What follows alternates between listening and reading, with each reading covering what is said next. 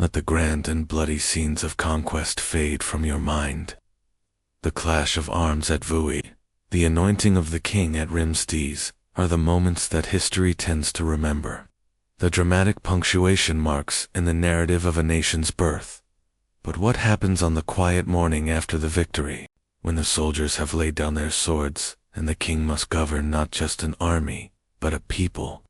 How do you create order from a chaotic mix of Frankish warriors, Roman landowners, subjugated Burgundians, and a host of other tribes, each with their own customs and traditions? The answer, as dull as it may sound, is law. Not the inspiring vision of a constitution, but the tedious, practical, and deeply revealing list of rules that govern daily life.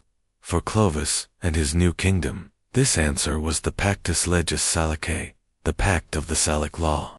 To understand the Merovingian world, you must spend some time with this document. It is not a work of philosophy. It is a catalogue of transgressions and their corresponding penalties.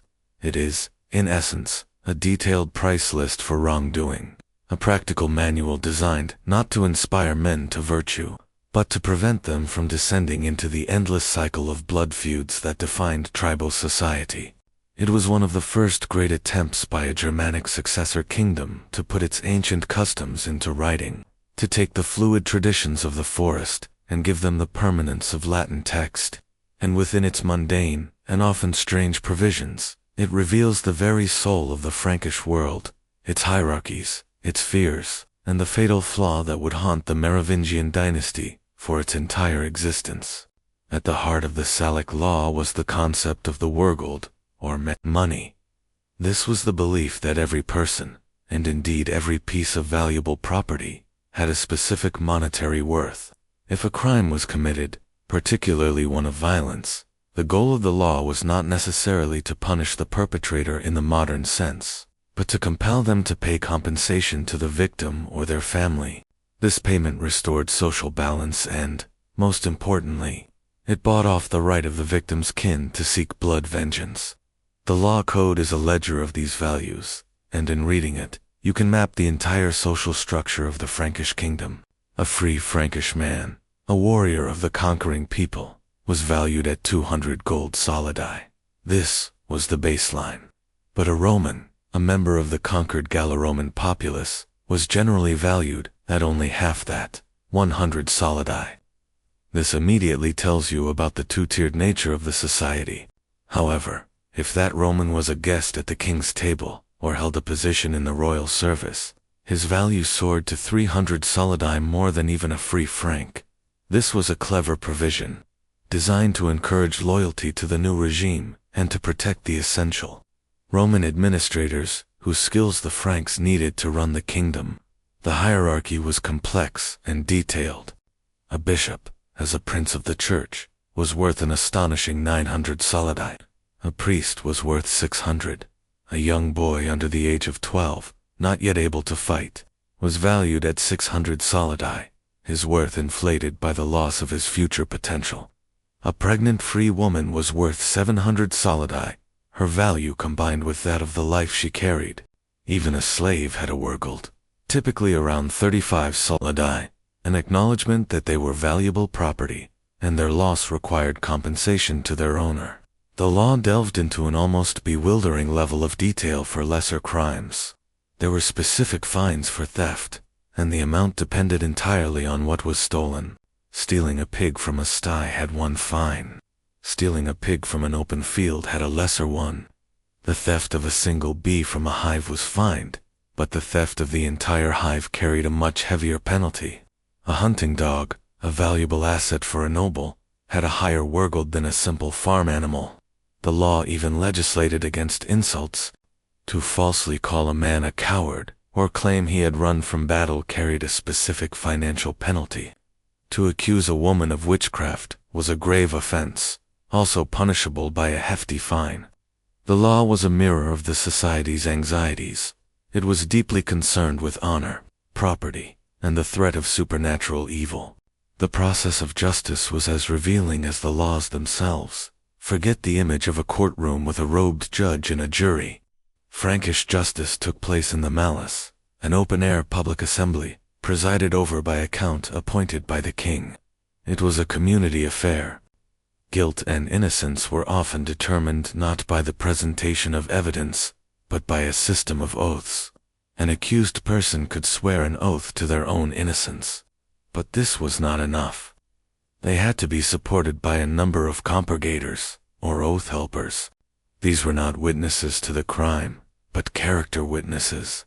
Neighbors and kin who would swear on a holy relic that the accused was an honest person and that their oath was clean. The number of oath helpers required depended on the severity of the crime. For a minor offense, a few might suffice. For a charge of murder, dozens might be needed.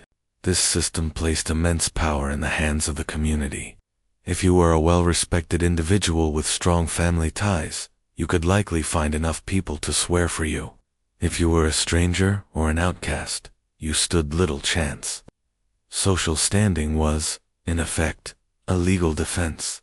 If a case could not be settled by oaths, if the evidence was too strong or the accused could not find enough oath helpers, the court could turn to a more dramatic method, the trial by ordeal. This was a direct appeal to the judgment of God.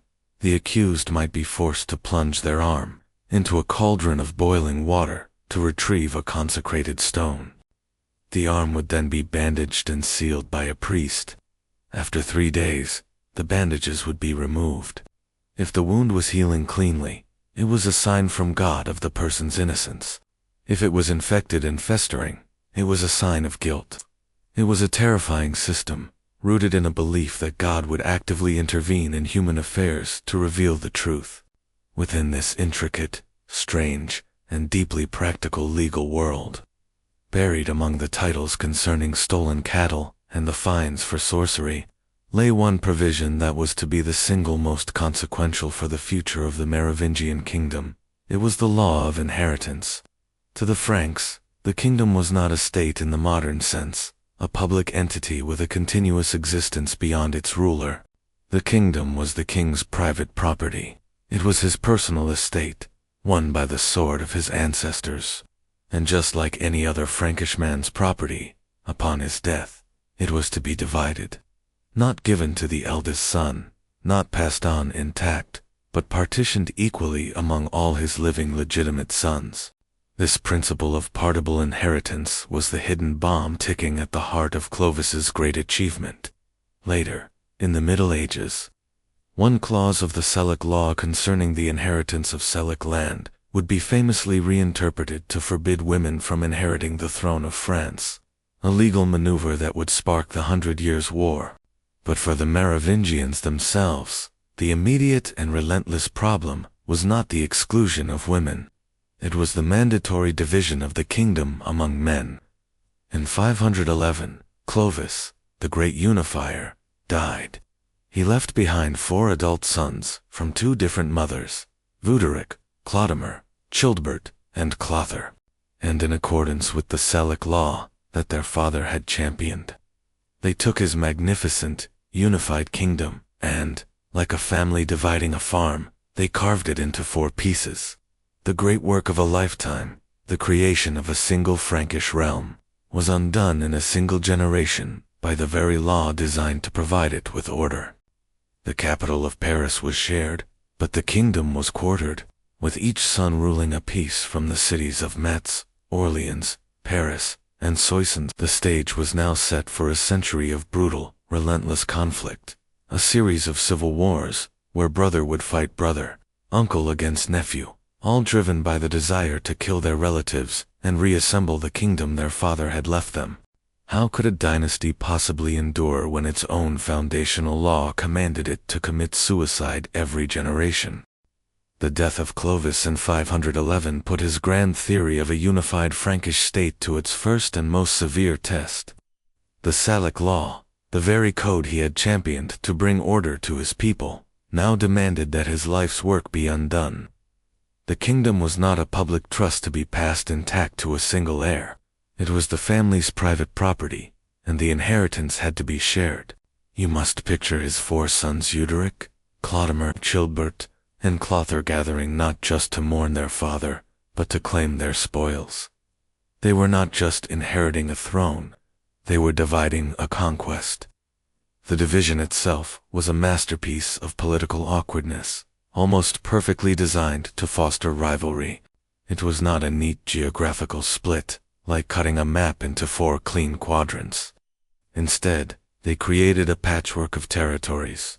Each brother received a portion of the original Frankish heartland in the north, ensuring they all had a base of loyal Frankish warriors. But they also each received a share of the newly conquered, wealthy Roman lands of Aquitaine in the south, with their vineyards, tax revenues, and strategic cities.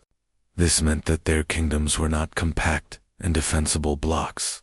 They were sprawling, gerrymandered collections of territories that wrapped around each other, their borders constantly touching and overlapping. Their roads crossed each other's lands. Their ambitions were aimed at the same cities. It was a division that guaranteed they would forever be in each other's way. Duderic, the eldest son from a previous union, established his capital at Metz. The 3 sons of Queen Clotilde Clodomir, Childebert, and Clothar set up their courts at Orleans, Paris, and Soissons, respectively. And yet, for all the built-in rivalry, a strange paradox emerged. While they were natural competitors, they were also still the sons of Clovis, and they understood that their collective power as a dynasty was greater than their individual strength. They were capable of remarkable, if temporary, cooperation, especially when it came to expanding the family business of conquest against external foes. Their first major joint venture was a campaign against the neighboring kingdom of the Burgundians. Their own mother, Clotilde, reportedly spurred them on, seeking vengeance for her parents, who had been murdered years earlier by the Burgundian king Sigismund. The brothers united their armies and marched south. The campaign was a success. They captured King Sigismund and his family. The fate of the captured king illustrates the brutal nature of Merovingian politics. He was not ransomed or exiled. Clodomir, the king of Orleans, had Sigismund, his wife, and his 2 sons taken to a deep well and thrown in, drowning them without ceremony. It was an act of utter ruthlessness. But the Burgundian kingdom was not yet pacified. In a second campaign in 524, the Frankish armies were fighting a battle at Vesserance, when Clodomir, charging ahead of his men, was surrounded and killed. The death of the first of Clovis's sons created a crisis. Suddenly, his kingdom, the kingdom of Orleans, was without a ruler, according to the same Salic law that had divided the realm. His property now passed to his own 3 young sons, Dudebald, Gunther, and Cladevald. The boys were placed under the protection of their powerful grandmother, the Dowager Queen Clotilde, who loved them dearly and hoped to see them one day rule in their father's place. But their uncles, Childebert of Paris and Clothar of Soissons, saw something else entirely. They did not see beloved nephews. They saw inconvenient heirs. They saw a rich kingdom that could be theirs, if only the children were out of the way. What followed is perhaps the most infamous and chilling episode in all of Merovingian history, a story that perfectly encapsulates the brutal logic of partible inheritance. Childebert and Clothar began to plot. They seized the boys from their grandmother's care, and then sent a trusted messenger to her. The messenger arrived before the queen holding in his hands 2 objects, a pair of scissors and a naked sword. He presented them to Clotilde, and delivered the uncle's terrible, symbolic ultimatum.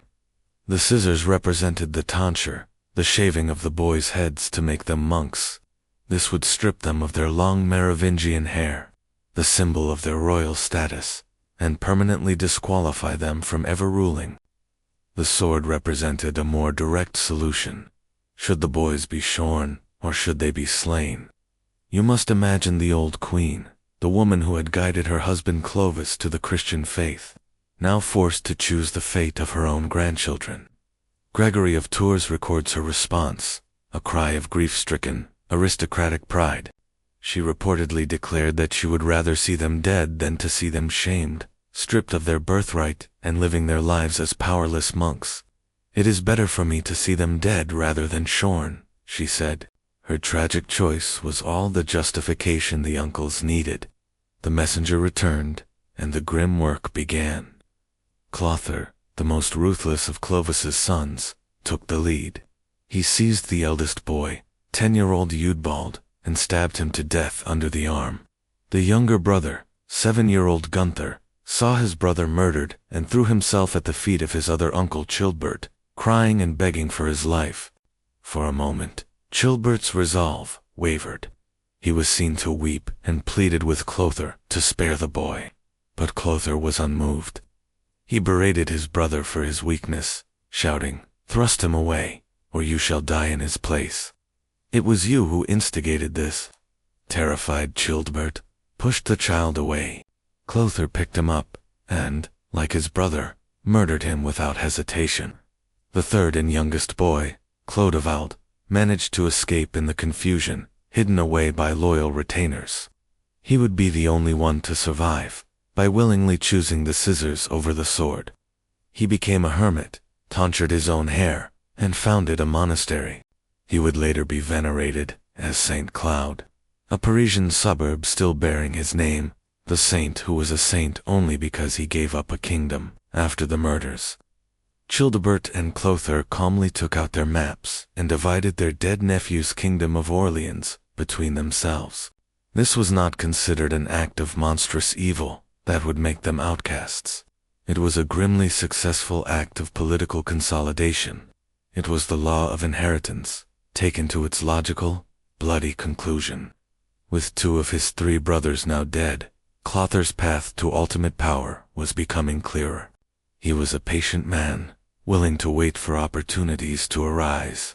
His eldest brother, Wuderick of Metz, a formidable warrior in his own right, died of natural causes. Wuderick's own son inherited his kingdom, but he too died soon after, and Clothair eventually maneuvered to seize the entire kingdom of Metz. Now only one brother remained, Chilbert of Paris. For years they coexisted in a state of tense rivalry. Finally, in 558, Chilbert also died, childless. At last, after nearly 50 years of conspiracy, fratricide, and patient waiting, Clothair, I stood alone. He had outlived, outmaneuvered, and murdered his way to the top. He was now the sole king of all the Franks, having painstakingly reassembled the vast kingdom that his father, Clovis, had first forged. The Great Division of 511 had been reversed through half a century of bloodshed. The Frankish realm was whole once more. It seemed as though the destructive cycle had been overcome by the sheer ambition and longevity of one man. But the Salic law was not a suggestion. It was the fundamental basis of their society. The principle of partible inheritance had not been repealed. Clothair, the great unifier, the man who had waded through the blood of his own nephews to recreate his father's legacy, had sons of his own. 4 of them, in fact, were still living when he died in 561, only 3 years after he had finally achieved sole rule. The entire bloody 50-year struggle had, in the end, been for nothing. The law remained the law. Upon his death, the kingdom would be divided once more. Was the Frankish conception of kingship so fundamentally personal, so inescapably tied to the notion of private property, that it was doomed to repeat this cycle of self-destruction for all time?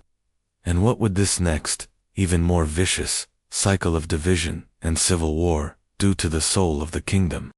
The reunification of the Frankish kingdom under Clothair in 558 was not a dawn of a new golden age. It was a brief, flickering moment of unity in a system designed for division. Clothair's achievement, won through a lifetime of brutal patience, lasted only 3 years. Upon his death in 561, the relentless logic of the Salic law asserted itself once more. The great kingdom was again treated as a private estate, and the inheritance was carved up between his 4 surviving sons, Cheribert, Guntram, Sigibert, and Chilperic. The map of Gaul was redrawn, creating a new and even more complex patchwork of kingdoms with capitals in Paris, Orleans, Metz, and Soissons. The stage was now set for the next generation of royal brothers to replay the same tragic drama of rivalry and civil war. but this time with a bitterness and personal hatred that would escalate the conflict to new and terrifying heights. To truly understand the Merovingian dynasty, you must understand that this cycle was not a bug in their system. It was the system itself. The long-term consequences of partible inheritance were as predictable as they were devastating, slowly eroding the foundations of the kingdom that Clovis had built. The most immediate result was, of course, perpetual civil war. For the next century and a half, the Frankish realm was almost never entirely at peace with itself. The default state of the monarchy was a multipolar rivalry, punctuated by brief, unstable alliances and savage bursts of open warfare. This constant conflict bled the kingdom of its manpower and resources, turning its fields into battlegrounds and its cities into fortified camps. This state of endless internal conflict systematically weakened the central authority of the kings themselves. With each division, the royal lands, tax revenues, and political power were fragmented. This created a vacuum that was eagerly filled by a growing and powerful regional aristocracy. These Frankish and Gallo-Roman nobles, the dukes and counts, learned to play the game with cynical skill. They would pledge their loyalty to one royal brother in exchange for vast grants of land and titles, only to switch their allegiance to another brother when a better offer was made. The kings, desperate for allies in the constant war against their own family, were forced into a ruinous cycle of bribing their own nobility. They were literally giving away the economic basis of their power, the royal domain, to fund the wars caused by their own inheritance laws. Generation by generation, the kings became poorer, and the nobles became richer and more powerful, transforming from royal servants into semi-independent regional princes. This constant division also had a devastating effect on the royal family itself. The law created a political environment where murder was the most effective tool for career advancement. A king's greatest enemies were not foreign rulers, but his own brothers, his uncles, and, most especially, his young and vulnerable nephews. As you saw with the sons of Clodmer, a child who stood to inherit a kingdom was a threat that had to be eliminated. This brutal reality created a court atmosphere of deep paranoia and treachery. It also, over time, depleted the dynasty's own ranks. Capable princes were murdered before they could reach adulthood. The royal family tree was aggressively and repeatedly pruned by its own members, ensuring that the pool of available talent grew ever smaller. And yet, in a strange and counterintuitive way, the system did possess a certain brutal strength in its early years. The existence of multiple ambitious kings allowed the Frankish realm to project power and expand in several directions at once. During the reign of Clovis's sons, while they schemed against each other, they also launched successful joint campaigns into what is now Germany, subjugated the Thuringians, and exacted tribute from the Saxons. One brother could be fighting a war in the north while another pushed Frankish influence south toward Italy. The dynasty, for all its internal strife, presented a terrifyingly aggressive and unified front to the outside world. Furthermore, the relentless internal competition created a grim survival of the fittest environment. A king who managed to outlive his brothers and reunite the realm, as Clotharai did, was by definition a leader of extraordinary cunning, toughness, and ambition, the very qualities needed to hold power in the turbulent 6th century. Perhaps the most fascinating aspect of the Salic law is its strange and long afterlife. For the Merovingians, the crucial part of the law was partible inheritance among males. But centuries later, after the Merovingians had faded from history, French jurists in the 14th century would resurrect the code for an entirely different purpose.